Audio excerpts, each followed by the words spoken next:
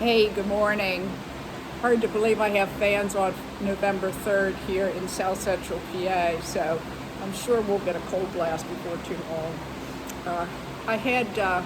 We have a guest house, and this past weekend I had dairy farmers, husband and wife staying there. Super nice people, and they, of course, had a lot of questions about alpacas.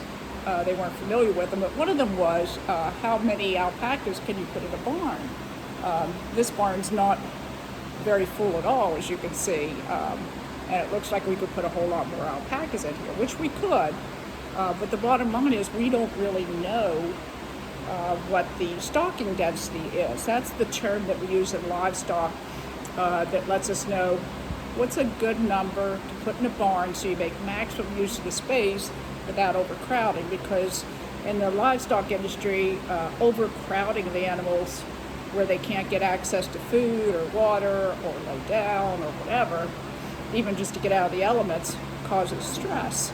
And we know that stress for animals can lead to decreased production of whatever it is they're producing. In the dairy industry, it's milk. And for alpacas, of course, it would be their fiber production. So we don't really know for sure how many we can put in a barn. We know alpacas in general don't like to really be laying around up against each other. These girls are kind of close right now, but we know that they do like their space. I usually try and put their feeding bowls 4 feet apart, and I actually have a lot of bowls so that they can have access and move around when I feed them.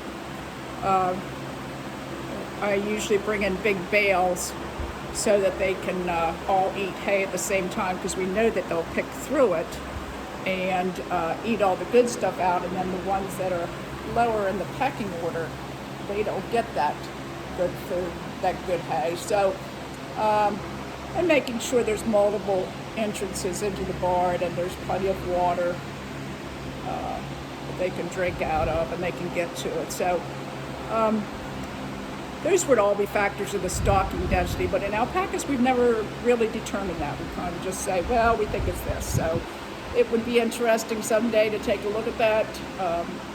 Don't know if that's in our future or not, but for now we just try to look around and make sure everybody's able to do the same thing at the same time, and that kind of gives us a good indication of how stressful their environment is. And as you can see, none of these girls look the least bit stressed, right, girls? They're just chilling in the barn. So hey, I hope you guys have a great day today, and I will see you next week. Thanks for joining. Bye.